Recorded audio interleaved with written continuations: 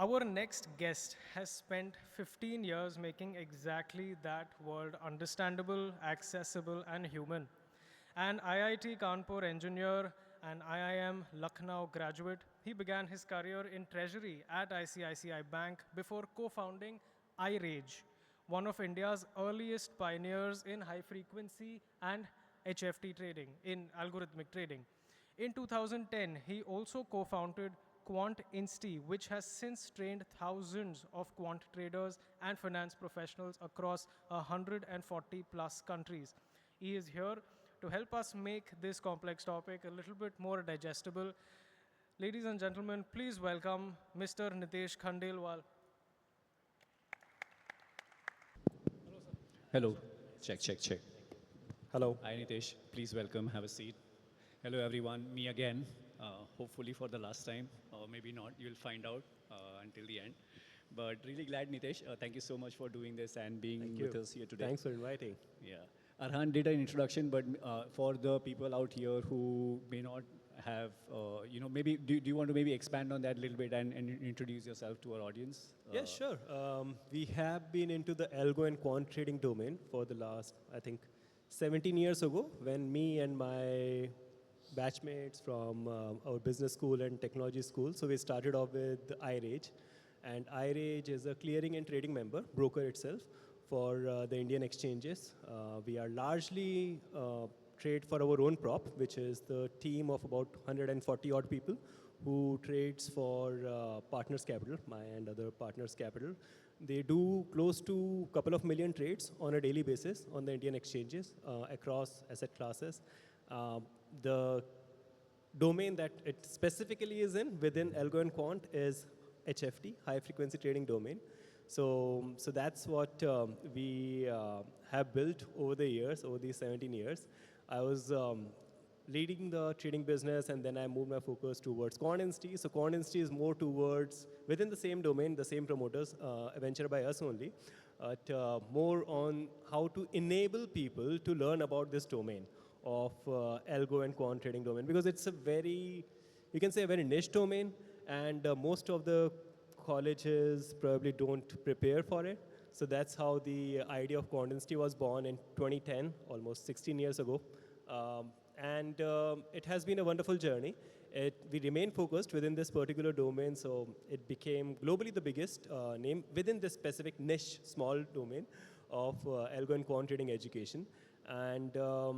And yeah, I think this is something that I really love, and been knowing Chintan for a while, and really amazed at what the initiatives that you are taking here, and lovely to be a part of it today. Thank you so much, Nitesh. So I think my conversation with Nitesh today, we will try and focus on what's been the latest developments in algo and quant trading, and what are some of the things that we all can sort of take away from their learnings at iRage as well as QuantInsti, something that we can apply into our day-to-day life for all algo quant traders out here over the next 3 to 5 years.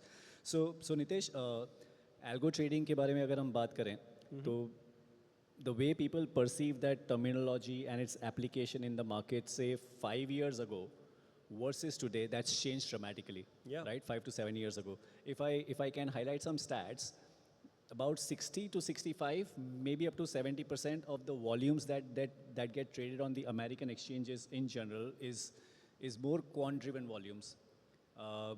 With NSE, I think QuantInsti published an article maybe some time back which said NSE maybe is a similar, or not NSE, just I think Indian markets in general, NSE, BSE combined is more than 55-60%, right? So it's obviously seen a dramatic rise. So what are some of the things that have changed in the last few years which you think has helped with this increase in algo adoption by the larger market participants? I think there have been few factors at play. So first is that overall growth has been massive in the last 7 years in the markets, in Indian markets. Overall globally also, to be honest, but India has surpassed that pace of growth which is seen in the global markets. So that's there, and I think one of the reasons was also that it was an underserved market, right? So there were a really low participation as compared to what we see in global markets, so in India. So now we are kind of catching up. So that's part one. The another part is that in Algo specifically, we are seeing growth from two aspects. One is from the HFTs. So the global HFTs have arrived in India now, right? So earlier it was Indian HFTs which used to do bulk of the volume.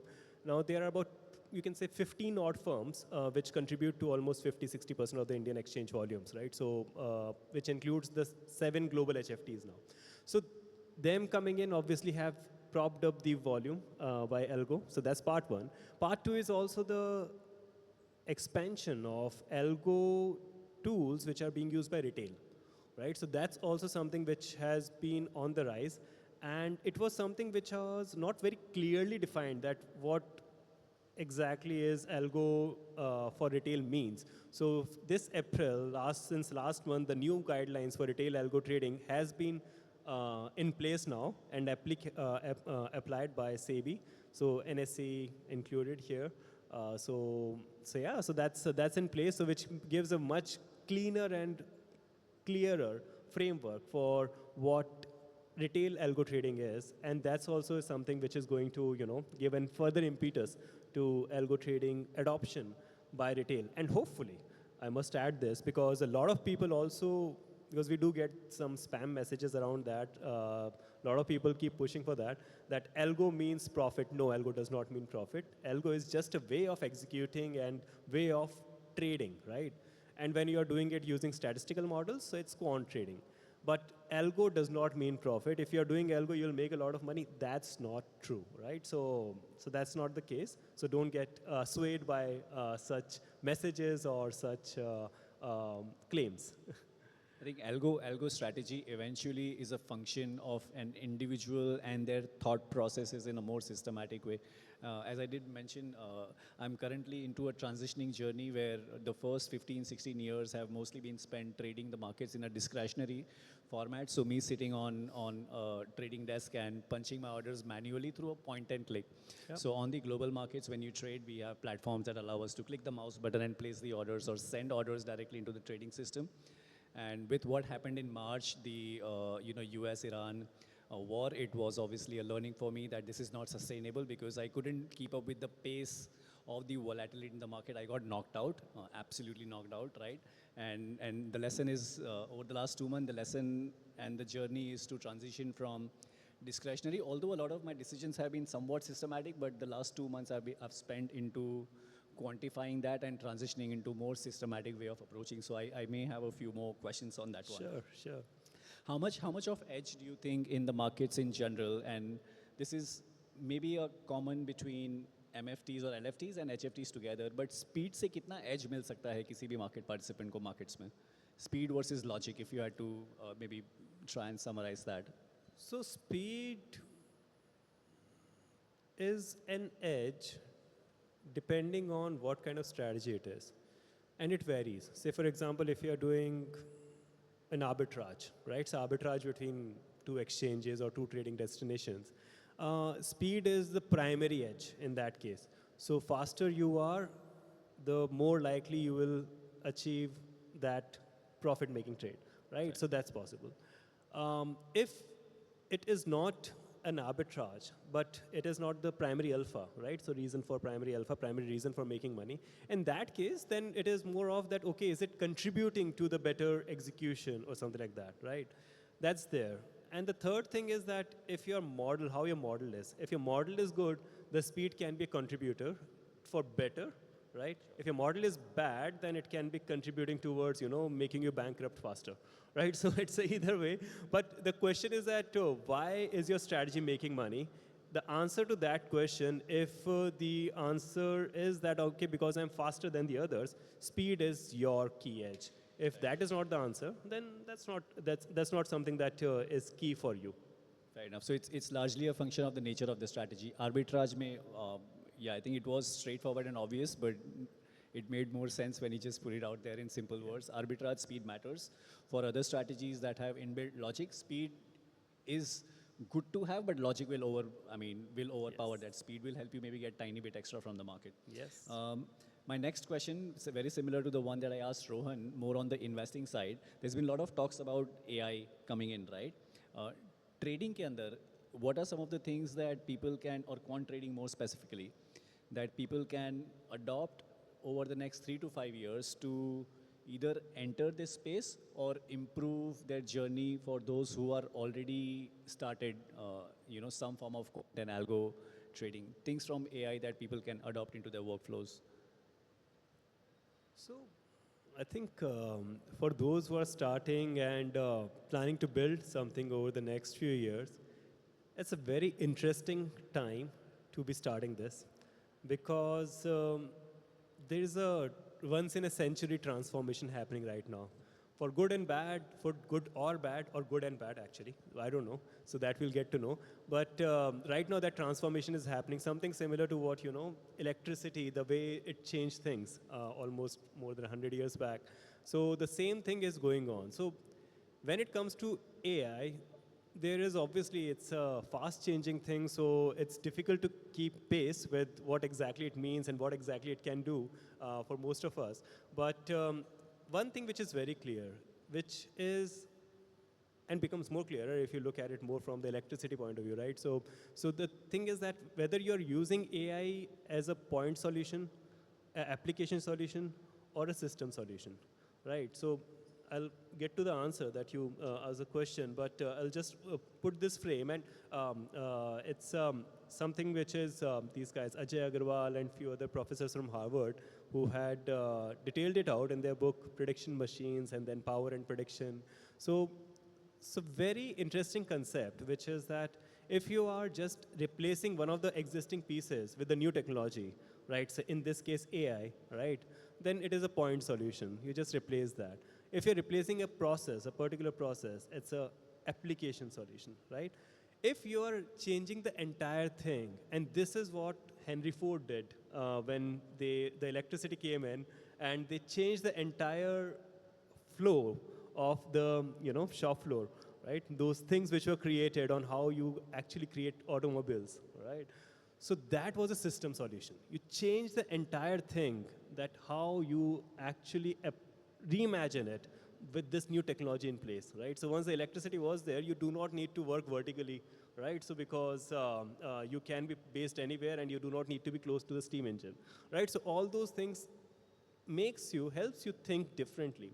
And that's what AI in trading or investments is also likely to do. So this, if you're starting at this point of time, if someone who is already doing a sizable stuff, there's a lot of legacy, there is a lot of, existing things which needs to be disrupted to actually apply this. But if you're starting from scratch right now, it's a great opportunity to actually keep AI as the center point and try to reimagine that how this investment or trading process will look like, right? And that's what is a crazy transformation opportunity right now if you're starting at this point of time. So. Okay, and just on that, I think one follow-up question. Agar audience may say, yeah, whoever sort of listens to this conversation when it goes up on YouTube. By the way, we have a YouTube channel, QR code aa jayega thodi der mein. Please look at it, subscribe. But for everybody who, let's say, wants to enter into this space today, what are some of the skills that they should focus on? Is it understanding markets and strategies? Is it understanding coding? Is it understanding LLMs or execution? Kya cheezon pe wo dhyan de? Because it's a complex. I think we are set on a stage where education or how the education works is also set for a massive transformation. Again, personal opinion. But that said, the things that you mentioned just now, understanding financial markets, understanding financial computing, if you are in the quant domain, then understanding the statistics and econometrics, these remain extremely important. So that's a step one, right? So you need to have that.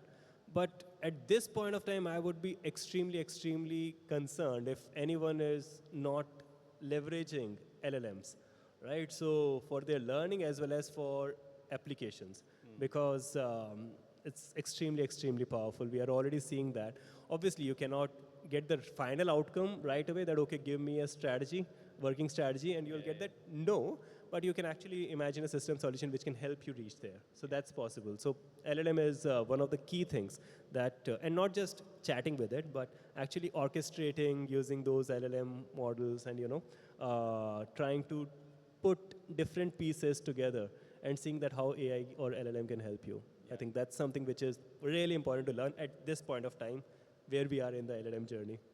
And I think it's especially true for those people who've spent some time in the markets. The kind of prompting and queries that you can ask any LLM, those can become very specific. And I think the output that you get from specific query versus a general query, they are very different. It's something I've personally experienced, and I hope you'd probably agree, and many of you who would have tried would also agree. My last question, Nitesh, and then we can maybe see if the audience have any question. My last question is, for the next 3 to 5 years, what are some of the things that excites you the most in AI quant trading, things that excite you the most, and things that you're probably somewhat worried about, if not a lot? So I am fearfully excited. So both are, I think that's how I put it, with what's going on right now. So because things are changing, and I think it's visible. Some people may be more perceptive to it, some people may be less, but the things are changing drastically across the world right now. And which obviously excites, because that means a lot of new opportunities, a lot of new things which can be done at this point of time. Scary because it's unknown, right? We don't really know. If probably my guess is that few dozen people in the world know right now that how it is going to shape up, right? So who are probably working on it and creating on it. Most other people, including the ones who are supposed to know, like your question to me, I don't know, right? So, but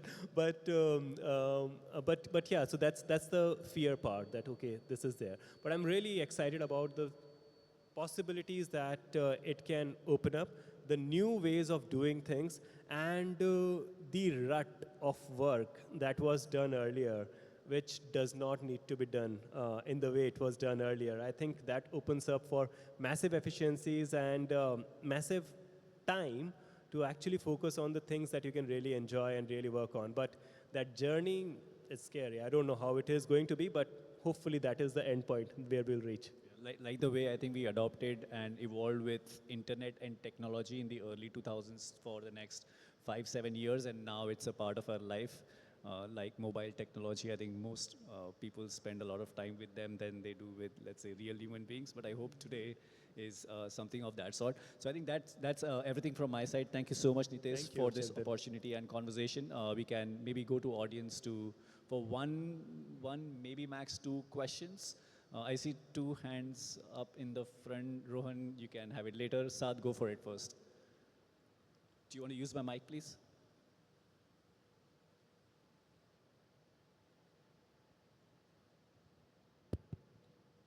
Good afternoon, sir. I am Hello. Tanish. I am pursuing my undergrad in BS in data science. And I want you to know, I have interest in quant. And you have a vast experience doing on-counter trading and working at iRage, founding it, going to Singapore. So anything, what shall I be working on and building in next 2 years if I want to get into quant? What are your priorities, and how you see the 5-year future in quant? Because today there are things, and the world in AI is changing very fast. Please. Yeah.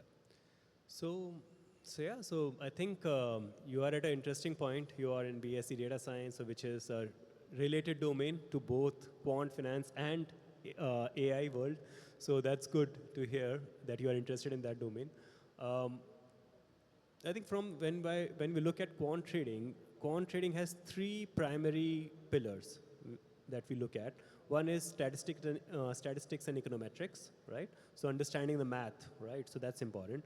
Second part is financial computing, which is programming, different financial programming tools, largely LLM, which LLM is going to replace that, or has already been replacing that now. So LLMs. And then the third piece is the understanding of financial markets, the market microstructure, all those things which you need to understand, the nuances of the financial markets, right? So these are the 3 pillars. So these 3 pillars, as when Chintan also mentioned, that these 3 pillars remains as is. So you need to have a very good understanding of them. That's the base. And then obviously you see that how you can leverage LLMs for going further into it, right? So for going further deeper into it, and it's important that you have something specific that you really understand it really well, right? So that's important because everyone is going to be a jack of all trades in the near future, right? So having one thing that you really outshine that can really improve the chances of entering and also succeeding in this domain? Yeah?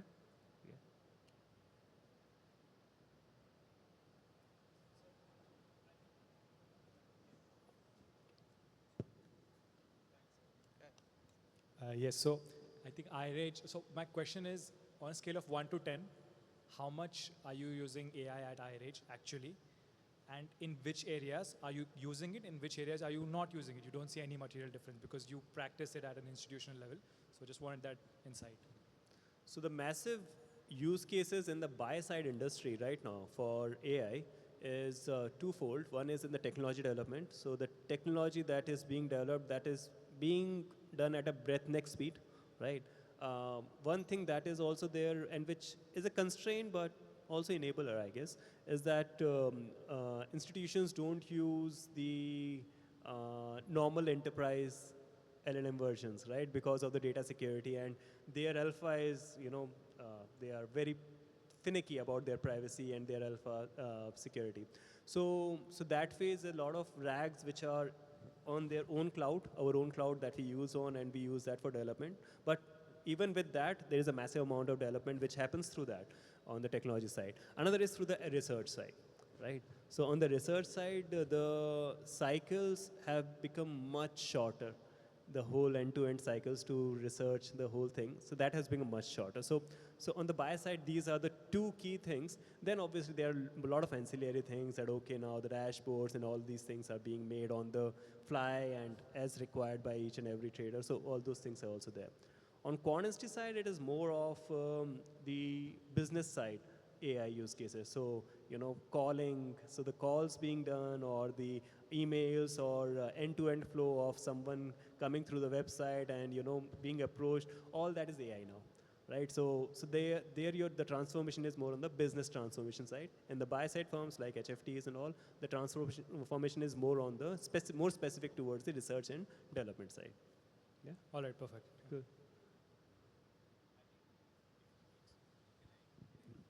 Yeah, I think if Nitesh is going to be around, I'm sure there'll probably be a few more questions, but if you're okay, we can end this conversation here, continue all other questions offline out there. I think that's everything from me. Thank you so much, Nitesh, for doing it. And yeah, thank you so much for engaging. Thank you.